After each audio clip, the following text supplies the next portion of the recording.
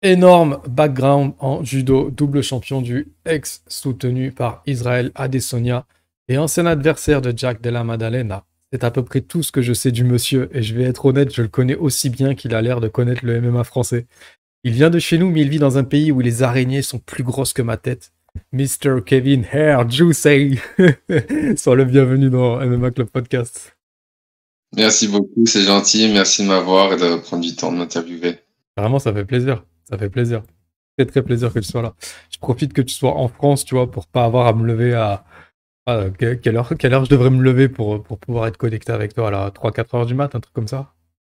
Non, ça va, avec les décalages horaires, ça se fait bien parce qu'on a 12 heures quasiment de décalage. Du coup, au final, le matin, le soir, dans un pays ou dans l'autre, c'est en opposé, donc ça va, ça se fait bien en vrai. D'accord, d'accord. Bon, bah, c'est cool. Bon, avant de commencer, tu dois avoir l'habitude. On dit toujours, quand on est sur YouTube, abonnez-vous. Moi, je dis abonnez-vous, ne vous abonnez pas. Faites le meilleur choix pour vous. Sachez qu'en plus de Kevin Jousset aujourd'hui, il y aura prochainement donc l'interview avec Manon Fiorot. Donc, comme là, on est en ce moment un petit peu avec l'UFC Paris, machin et tout, ça serait dommage de rater ça. Donc voilà, faites le bon choix. Maintenant, je suis tout à toi. J'ai terminé. Je commence avec une première question. Aussi loin que tu te souviennes, c'est quoi ton rapport avec l'adversité? Ouh, ok. Ouais, je pense le plus loin possible, ce serait clairement quand j'ai commencé les sports de combat. Donc le judo, quand j'étais gamin, je devais avoir 4 ans. Et je pense, c'est ça, tu t'entraînes contre des jeunes qui sont un peu meilleurs que toi, un peu plus lourds que toi, un peu plus âgés. Tu perds, et au final, tu te relèves et tu recommences, et tu continues de perdre, et tu te relèves et tu recommences, ainsi de suite. Jusqu'à que tu deviennes un peu meilleur et que tu puisses battre certains de ces mecs et te rendre compte que l'adversité, au final, c'est pas forcément une mauvaise chose, mais ça te permet de devenir meilleur, donc c'est toujours une bonne chose. D'accord, d'accord. Tu parles d'adversité sportive Je parle de... et d'adversité humaine. Ok.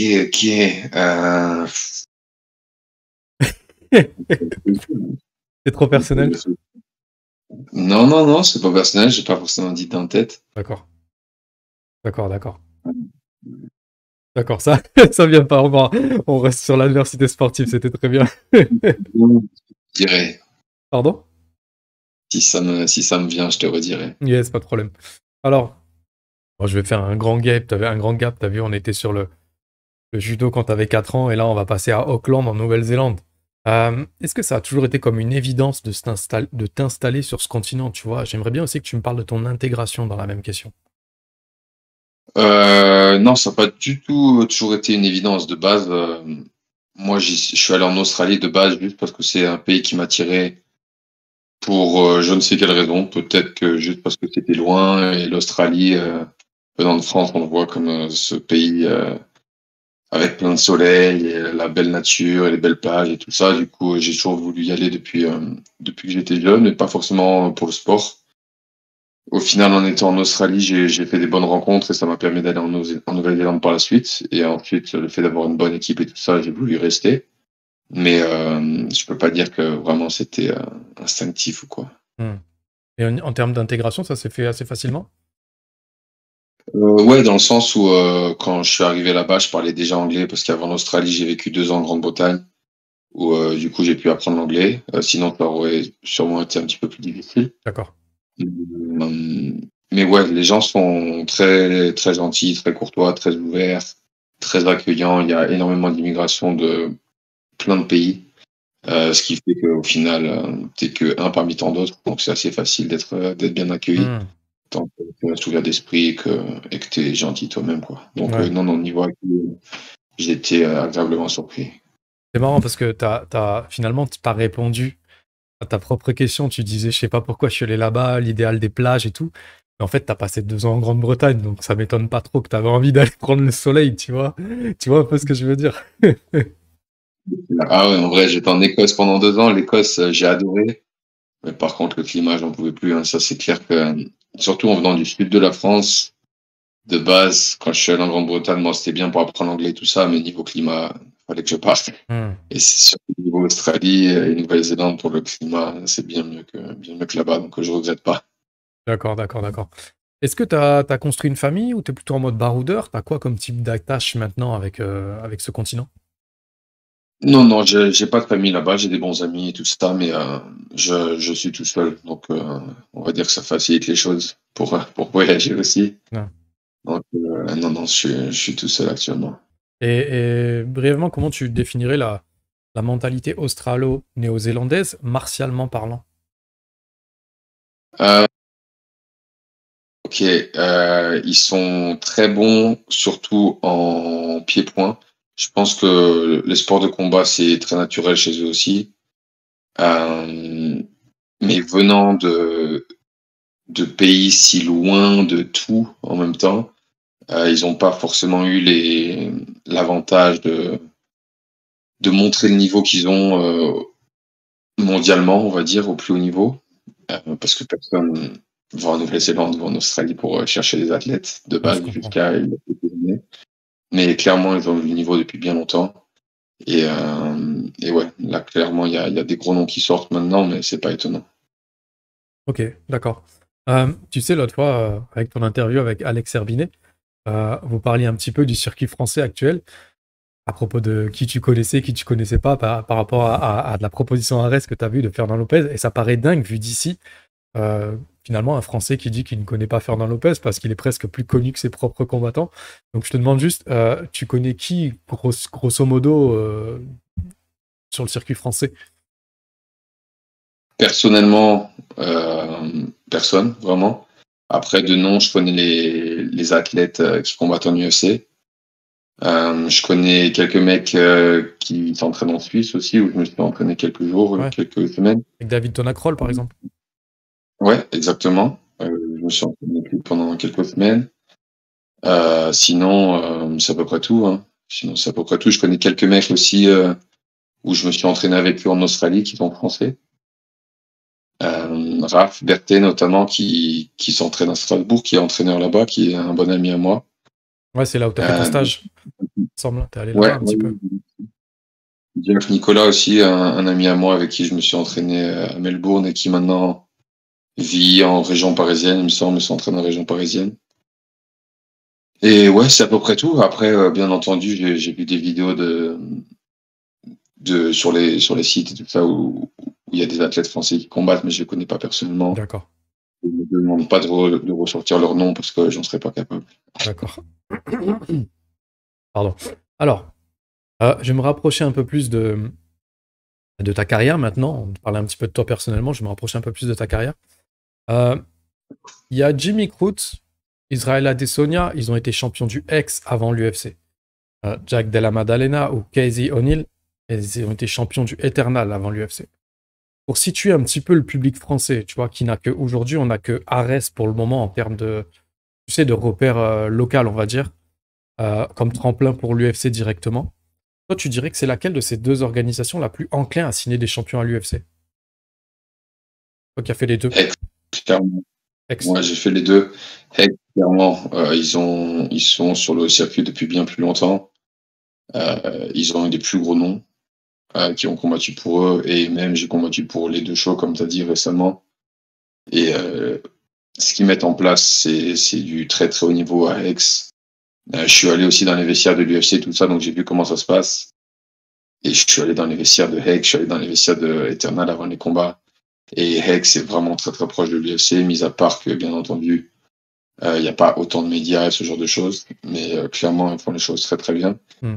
Et la qualité des athlètes est vraiment plus haut niveau. Ils vont chercher des mecs aussi de l'étranger, pas seulement des Australiens. Et à chaque fois, le matchmaking est vraiment bien fait. Tous les combats sont très serrés. Tu regardes certaines organisations, tu as un mec qui est clairement bon contre un mec qui est.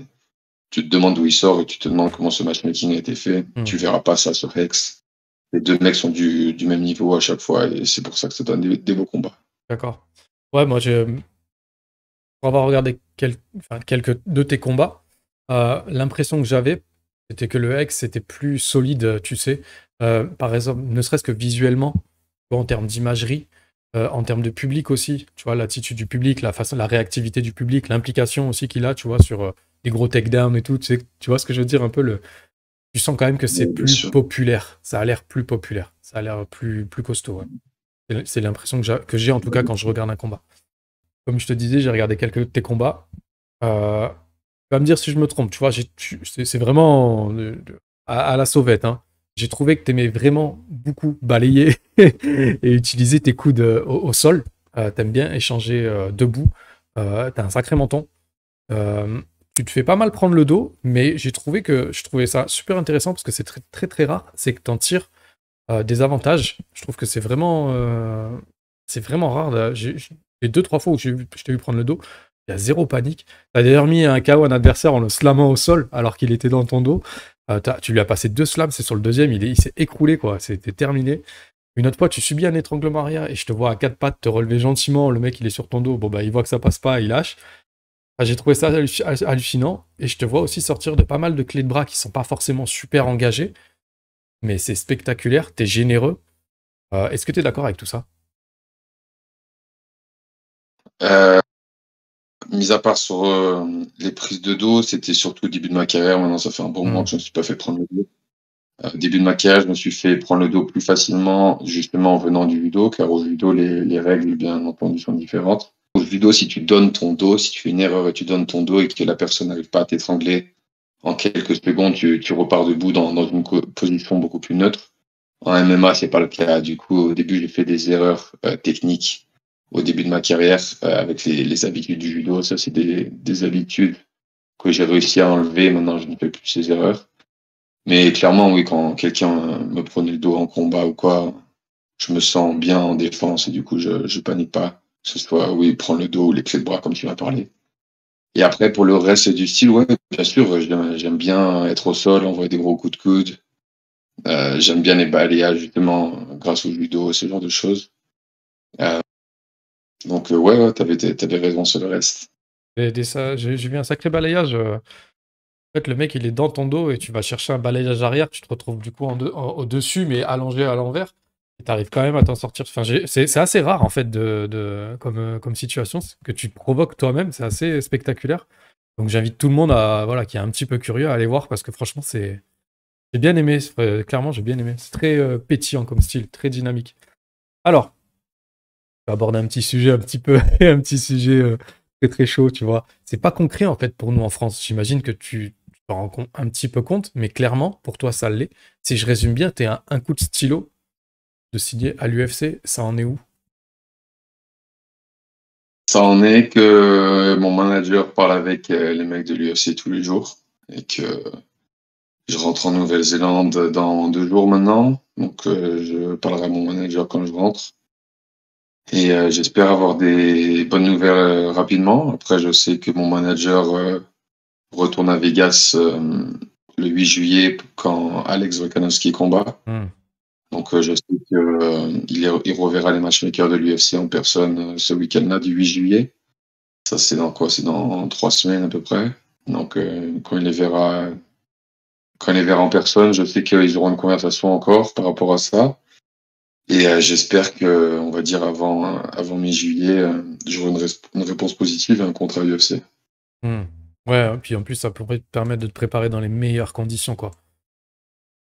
Ouais, c'est clair. Mais d'une façon ou d'une autre, qu'on soit la mi-juillet ou pas, je me préparais pour être prêt début septembre. Parce qu'on sait ce que c'est, souvent sur les premiers combats UFC, c'est un peu en short notice. Ouais, Et je serai prêt d'une façon ou d'une autre, au moins, même si ça arrive en dernière minute, je serai prêt à combattre. c'est cool. C'est cool. Dans le meilleur des cas, t'es signé donc, comme on dit, à l'UFC pour septembre. Viscéralement, toi, t'es plus stimulé par un UFC Paris ou un UFC Sydney, et pour quelle raison? Les deux, d'une façon ou d'une autre, c'est deux destinations, je compte y combattre un jour ou l'autre. L'UFC Paris, clairement, ça me tente parce que voilà, j'ai la famille en France, j'ai tous mes amis proches en France et le public français me connaît pas et je pense que ça pourrait être la meilleure solution pour faire grosse impression directement, de pouvoir combattre chez moi à la maison avec tous les Français. Je pense que ce serait vraiment génial et bien sûr, j'ai vu le public l'année dernière à l'UFC Paris, ça avait l'air d'être fou. Donc ça fait rêver, c'est clair. Et après l'UFC Sydney aussi, je sais que le main event, ça va être easy, c'est mon pote. J'aurai au moins 4 ou 5 autres mecs de ma salle qui vont combattre sur la même carte à l'UFC Sydney. Donc voilà, on va tous se préparer ensemble. Clairement, combattre sur la même carte, ce serait fou aussi. Donc je t'avoue que les deux, ça me tente. Dommage que ce soit qu'à une semaine d'intervalle. S'il y avait eu 3 4 semaines, j'aurais essayé de faire les deux. Mais bon, là, avec une semaine, ça va être difficile. Mais bon, d'une façon ou d'une autre, pour l'un ou l'autre, je serais ravi, ça c'est sûr. Ouais, ouais, ouais. Ouais, ouais, j'imagine que là, c'est pas. Déjà, si t'es signé, c'est cool. J'imagine déjà, c'est déjà un bon début, tu vois. Alors, on fait un peu la fine bouche avec l'UFC Paris ou l'UFC Sydney. Voilà, c'est pour l'instant, c'est fictif, mais on croise les doigts, quoi. Euh, Est-ce que tu as déjà coché des noms, tu vois, dans ta tête, des cibles à abattre en welterweight, soit à Paris, soit à Sydney, tu vois, en fonction du match-up, même un potentiel combat franco-français, je sais pas. Toi, par exemple, regarde, t'es cinquième en Australie. Nous, en France, le numéro 5, c'est Ibrahim Mané. Bon, après, un peu plus loin, il y a Karla Moussou et Margui, tu vois, aussi, qui a ceinture, je crois, à l'Hexagone. Est-ce qu'il y a des challenges comme ça qui t'intéressent? Des noms qui sont déjà en Ouais, est-ce UFC, que. clairement oui. Pardon, vas-y, excuse-moi. Des noms qui ne sont pas en UFC, pas forcément. Après, bien entendu, si on me propose un mec qui n'est pas en UFC parmi les noms que tu m'as donnés, ou quelqu'un d'autre qui n'est pas en UFC, je prends, peu importe qui c'est. Comme tu dis, je vais pas faire la fine bouche. C'est pas difficile pour qui de combat, ça c'est clair. Bien entendu, je préférais combattre quelqu'un qui ne vient pas de mon pays, parce que c'est toujours mieux de, quand tu es en France, de combattre un étranger qu'un Français, faire Français contre un autre Français. Après, peu importe qui c'est, je vais prendre d'une façon ou d'une autre. Mais sinon, ouais, sur les welterweights, clairement, je veux tous les combattre. Mais Jack Della, Madalena, quelqu'un que j'ai combattu au début de ma carrière, c'est assez clairement quelqu'un que je veux recombattre éventuellement dans ma carrière. Et après, bien sûr, tous les deux gros noms que tu vois dans le top 10, hein, c'est des gens que éventuellement je veux combattre. Je sais pas quand exactement ça va arriver, mais je sais qu'au bout d'un moment, ça arrivera. Tu sais que je sais pas comment c'est en Nouvelle-Zélande et en Australie, mais en France, on est très très friand des combats franco-français, quoi. C'est hyper passionnant en fait. Ça marche 10 fois plus qu'un Français qui affronte un étranger, quoi. C'était aussi un petit peu ça le sens de ma question, mais peut-être que tu le ressens pas de la même manière de ton angle de vue, tu vois ce que je veux dire? Non, bah ouais, tu vois, pour les UFC que je suis allé voir en Australie, en Nouvelle-Zélande, c'est plutôt l'opposé, tu vois. C'est plutôt un Australien contre le reste du monde ou un Néo-Zélandais contre le reste du monde. Hmm, Entre d'accord. guillemets, tu veux pas qui combattent ou deux Néo-Zélandais. Mais bon, après, c'est les aléas du sport, hein. Si tu dois combattre quelqu'un de ton propre pays, tant que je le connais pas personnellement, pour moi, ça change pas grand-chose. Tu parlais de Jack Della Maddalena, qui est d'ailleurs toujours en welterweight. Ça, c'est vraiment, ça fait plusieurs fois que t'en parles. C'est vraiment c'est une de tes motivations principales d'obtenir cette revanche? Je dirais pas que c'est une motivation, parce que d'une façon ou d'une autre, c'est le sport, des victoires, des défaites, ça arrive, c'est le jeu. Après, c'est plus le fait de comment le combat s'est passé. Pour ceux qui l'ont pas vu, en gros, je me suis fait couper au Hmm, deuxième round. Et on allait commencer le troisième round et le docteur m'a pas laissé recommencer le combat parce que la blessure, la coupure était soi-disant trop profonde à côté de mon œil. Et ça, c'est toujours décevant dans le sens où tu as l'impression que le combat est pas terminé. Et même pour lui, au final, quand le combat était terminé, il a dit ouais, faut qu'on le refasse. Et au final, il a été signé en UFC par la suite, donc on n'a pas vraiment eu l'occasion. Euh, mais c'est clairement un combat que je sais que je peux gagner.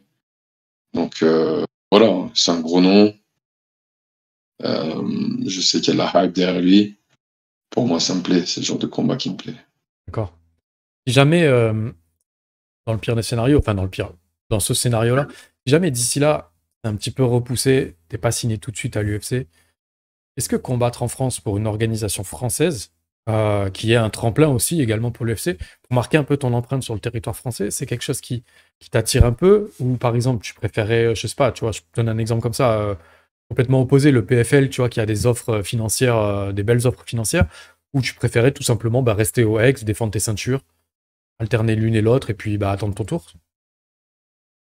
Je sais pas trop. Ça, c'est le genre de discussion qu'il faut que j'ai avec mon équipe, mon entraîneur, mon manager et voir la meilleure option. Après, je préfère rester positif et penser que mon prochain combat sera pour l'UFC. Et au moins, voilà, j'ai pas besoin de me prendre la tête par rapport à ces options-là. Mais si jamais ça doit arriver, on prendra le temps d'y réfléchir avec mon équipe et on verra les meilleures options. Il y a d'autres organisations, mais je pense clairement que l'UFC, c'est mon prochain combat. Donc, on va voir ça. Ouais, d'accord, ok. Pas de raison de se penser à un petit step back, on va dire, si t'as vraiment le feeling que devant toi, il y a le meilleur qui se profile, quoi. Exactement, il n'y a pas de raison de voir la seconde. Je comprends, je comprends. Dis-moi, euh, quand je te parle de Israël Adesanya, ce qu'il a fait dans sa carrière, il y a quoi de plus inspirant que ça, en fait? Comment ne pas vouloir devenir champion quand tu côtoies des mecs qui émulent cette mentalité en permanence, en fait? Ça doit pousser toute Voilà, une salle. le mec, il est vraiment inspirant. C'est l'un des mecs les plus gentils que je connaisse, bien entendu, niveau qualité sportive et tout ça. Le mec, il est vraiment très très bon, mais humainement, c'est un mec en or. Les gens ne le savent pas forcément, mais il donne énormément. Et c'est clair que c'est inspirant de s'entourer de ce genre de personnes, de s'entraîner avec ces personnes au quotidien. Donc, je m'en rends pas forcément compte parce que voilà, je le vois au quotidien et je vois d'autres mecs très bons comme ça au quotidien. Mais quand on me le rappelle comme ça, c'est clair que je me dis, waouh, j'ai vraiment la chance de m'entraîner avec ces mecs-là. Mhm. Hein, c'est fou, en fait. Quand tu regardes ça, tu sais, avec du recul, tu te dis, t'es arrivé là-bas et il faut que tu atterrisses là où il y a tu sais, Ouais, enfin, le GOAT actuel ou pas le GOAT actuel. C'est pas, tu vois, on n'est pas chacun a son avis sur le truc, mais enfin, on est clairement sur le haut du panier, c'est fou, quoi. ouais, C'est incroyable. C'est une belle trajectoire. ouais. Le hasard fait bien les choses des Ouais. fois. Les Et choix. ouais, non, ouais, non, mais je suis vraiment satisfait et heureux d'avoir fini dans cette salle. Et j'espère en prendre avantage le plus possible. Après, j'essaie de leur donner au maximum de ma personne et de les aider aussi sur les connaissances que j'ai. Hmm. Et voilà, même eux, ils sont toujours contents d'apprendre certains trucs de judo qu'ils peuvent mettre en place et certains aspects du sport que j'utilise et qu'ils n'utilisaient pas avant. Donc voilà, il y a beaucoup d'échanges et tout ça, donc c'est cool de pouvoir s'entraîner avec des mecs si bons. Ouais, c'est cool. Est-ce que, par rapport à cette mentalité de champion, tu vois, on parlait d'Israël Adesanya, qu'est-ce qu'il a de plus? C'est quoi son facteur X par rapport, tu vois, au fait de supporter autant de pression, de réussir constamment ses cuttings? T'as vu, c'est vrai que là-dessus, il est irréprochable. De revenir d'une grosse défaite comme ça, et même d'un point de vue euh, ethnique, j'ai envie de dire, t'as un mec comme Dricus du Plessis qui lui dit retourne dans ton pays, la Nouvelle-Zélande. C'est hyper violent comme déclaration quand on y pense, tu vois ce que je veux dire? De son point de vue à lui, ça doit être hyper choquant de recevoir quelque chose comme ça en pleine tête. Vous en parlez? Comment il gère tout ça? Clairement, ce mec, mentalement, c'est le mec le plus fort que j'ai jamais rencontré dans ma vie. Et c'est pour ça qu'il est aussi bon que ce qu'il est. C'est pas parce qu'il est physiquement meilleur, techniquement meilleur. Je pense qu'à ce niveau-là, tout le monde est très bon physiquement, tout le monde est très bon techniquement, mais mentalement, il y a des différences entre vraiment le haut du panier et les mecs qui sont numéro 2, 3, 5, 10, et ainsi de suite. Euh, Easy, le jour J, peu importe ce qui se passe dans sa vie, peu importe ce qui se passe, il s'en fout. Il Hmm. a un objectif, et il sait que quoi qu'il se passe, il va l'atteindre. Et tu vois, quand tu es dans les vestiaires avec lui avant le combat, tu vois que il est focus comme jamais, et peu importe ce qui se passe, il n'y a rien qui peut l'atteindre. Et ouais, là, tous ces mecs, là, Driscoll Duplessis ou d'autres mecs qui ont dit certaines choses qui, bien entendu, n'étaient pas faciles à entendre. Je pense qu'il s'en sert de source de motivation, mais, en même temps, il essaie de pas trop y faire attention parce que il reçoit des messages des mecs qui viennent le voir et tout ça, c'est à longueur de journée. Non-stop, non-stop, non-stop. C'est dur de se rendre compte, mais même à Auckland, tu vois, quand genre, ça, on est dans la voiture ou quoi, les gens le klaxonnent tous les 100 mètres parce que tout le monde le reconnaît. La vie qu'il a, elle a rien à voir avec la vie de n'importe quel athlète en UFC. Je pense qu'il y a que lui et Connor qui doivent vraiment Hmm. connaître ses liens. Ouais. C'est aussi fantasmant que fatigant. Ça doit être aussi, tu vois, ça doit être usant mentalement, en fait, ce genre de pression constante, constamment, quoi, par rapport aux Non, gens. c'est clair. Beaucoup de personnes y voient que la partie du succès. Ouais, bien sûr, il gagne beaucoup d'argent, il est connu, tout ça. Mais ils se rendent pas compte de la partie négative. Hmm. La il peut plus rien faire sans que tout le monde le sache, entre guillemets, tu vois. Donc, c'est bien de gagner de l'argent, c'est bien d'être champion du monde et tout ça, mais il faut aussi que les gens ils se rendent compte qu'il y a des choses difficiles qui Bien vont sûr. avec. Et voilà, mais bon, comme je t'ai dit, c'est l'un des mecs mentalement les plus forts, le plus fort, et il sait être présent le jour J à chaque fois. Toute proportion gardée, toi, tu te prépares un petit peu mentalement à vivre quelque chose de nouveau par rapport à ça? Ouais, bien sûr. Je sais que de toute façon, ça fait partie du boulot, je sais que ça arrivera un jour ou l'autre. Après, je sais pas à quel point ça va arriver et voilà, faut pas se fixer de limite dans la vie. Mais j'en ai conscience, c'est pas forcément ce qui m'attire le plus, pour être honnête, de devoir dealer avec tout ce genre de choses, tu vois, Mmh. avec les fans, avec les médias et avec tout ça, où tu en as de plus en plus. Le truc, c'est que plus tu as de succès, plus tu as de gens qui t'aiment pas aussi. Ça Mmh. va avec souvent. Des gens qui voient que le négatif et ce genre de choses. Mais bon, c'est comme ça, c'est la vie. Faut apprendre à prendre que les choses positives et Mmh. les choses négatives, ça me passe au-dessus. J'essaie de pas trop les lire et de pas y faire attention. Et voilà, c'est comme ça. Une petite anecdote. Bah, tu vois, en reparlant d'Easy, par exemple, qu'on a combattu à New York pour le combat qu'il a perdu contre Alex. Une semaine avant qu'il parte à New York, avant le combat, j'avais pas prévu d'y aller. Et à la salle, il m'a dit, ouais, tu fais quoi la semaine prochaine et tout ça. Je lui ai dit, bah rien, enfin je suis à Auckland, normal. Il m'a dit, tu veux venir à mon combat? Je lui ai dit, je sais pas. Mmh. Et il m'a dit, ouais, si, je veux que tu viennes à mon combat. Et 2 jours après, j'ai reçu un email avec mon vol et tout ça. Il m'avait réservé mon vol, il voulait que je vienne. Et voilà, je partais avec lui et le reste de l'équipe à New York. Quand j'avais pas forcément de prévu, donc tu vois, quand je te dis que le mec il donne énormément pour les gens qui l'aident, bah, c'est juste une preuve de plus. Ouais, c'est incroyable. Ça tue, n'empêche. Putain, tu t'es retrouvé, hop, allez hop, premier rang, c'est pour moi. Voilà. Ça tue, c'est excellent. J'ai vu aussi que tu avais fait un espèce de walkout avec lui, tu sais, où ils s'entraînent, enfin, ils le font en off, en fait, pour un peu les timings et tout, tu vois. Rien que Ouais, ça, tu sais, ça doit déjà être des trucs un peu qui te donnent envie encore plus d'y être toi-même, quoi. Ça doit être fou, tu vois. ouais, ça c'était à Houston quand il a combattu Whittaker la deuxième fois dans le Texas. C'est pareil, bah, c'était avant qu'ils ouvrent la salle à tout le monde. En gros, Easy voulait juste faire le workout tout seul pour juste se rendre compte de comment ça allait être dans la salle et tout ça. Et il m'a proposé d'aller à l'arrière avec lui, donc au moins, ouais, tu fais la marche et tout ça, tu te rends compte comment c'est quand tu rentres dans l'arène et tout. Donc ouais, c'est des expériences de ouf, hein. Ouais, ça Mais tue. bon, j'ai de la chance. Ce sera bientôt ton tour.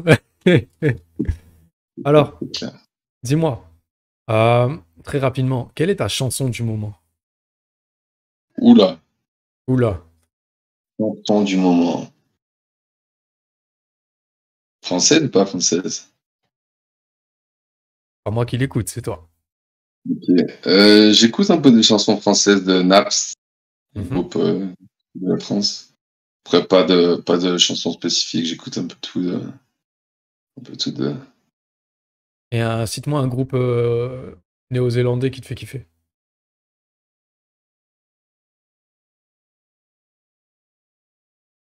Les noms des musiciens et tout ça. Ah ouais, non, ça le fait pas. D'accord, d'accord, d'accord, pas de problème. Est-ce que c'est pareil pour les films et les séries ou si je te demande de me citer ton film ou ta série du moment, tu vas trouver un nom? Narcos, je regarde pas mal Narcos en ce moment. Yes. Je sais même- Ouais, tu vois ce que c'est pareil en français, je pense. Ouais. Ouais, ok. T'aimes bien les trucs un peu avec des flingues, des Moi, machins? j'aime bien un peu tout pour être honnête, ça dépend Ouais. du moment. Ouais, ça dépend du moment. Ouais, ouais. Je comprends, je comprends. Et quel est ton livre de chevet? Mon livre de chevet. Ok, bah, il y a mon portable sur mon chevet Hmm. où j'écoute des podcasts avec. Et il n'y a pas forcément de livres électroniques sur mon portable, mais Hmm. non, j'ai pas de livre sur mon chevet actuellement. J'ai souvent cette réponse, hein. Le livre de chevet, c'est souvent le téléphone portable qu'on éteint le plus tard possible. C'est qui Est-ce que tu as des dédicaces? des dédicaces, ouais, je vais en faire une en particulier pour Aymeric Dumonteuil, c'est un bon ami à moi qui m'a aidé à rentrer dans le MMA vraiment, parce qu'au final, c'est lui qui m'en a parlé il y a un bon nombre d'années maintenant et qui m'a dit ouais, les mecs du judo, souvent ils sont bons en MMA quand ils s'y mettent. De base, je croyais pas forcément. Et au final, je l'ai écouté, il a eu raison.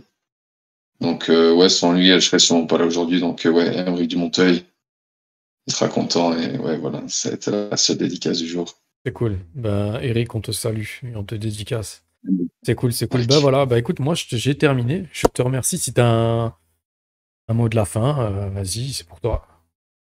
Non, bah écoute, merci à toi, merci d'avoir pris du temps de m'interviewer et espérons que je sois à l'UFC Paris ou Ciné. Et on se refera ça après la première victoire. Ouais, volontiers. Espérons que ce podcast vieillisse bien, en fait, c'est ça. Espérons que tout ce qu'on a dit vieillisse bien. C'est tout ce que je te souhaite. En tout cas, moi, je suis super content de t'avoir reçu. Et effectivement, en cas de bonnes nouvelles ou même de mauvaises nouvelles, je serais encore content de te recevoir. C'est pas du tout la question, mais en tout cas, je suis super content que ton nom commence à résonner sur le territoire français et que Super. voilà, et que tu des bonnes nouvelles et tout qui arrive et tout. Moi, ça fait grave plaisir. Donc voilà, MMA Club Podcast est terminé. Comme je disais tout à l'heure, abonnez-vous ou ne vous abonnez pas. Faites ce que vous voulez, mais soyez heureux de le faire. On se retrouve très vite, comme je vous ai dit, avec l'interview de Manon Fiorot. Kevin, merci. Je te dis à bientôt. Et vous, je vous fais des gros bisous.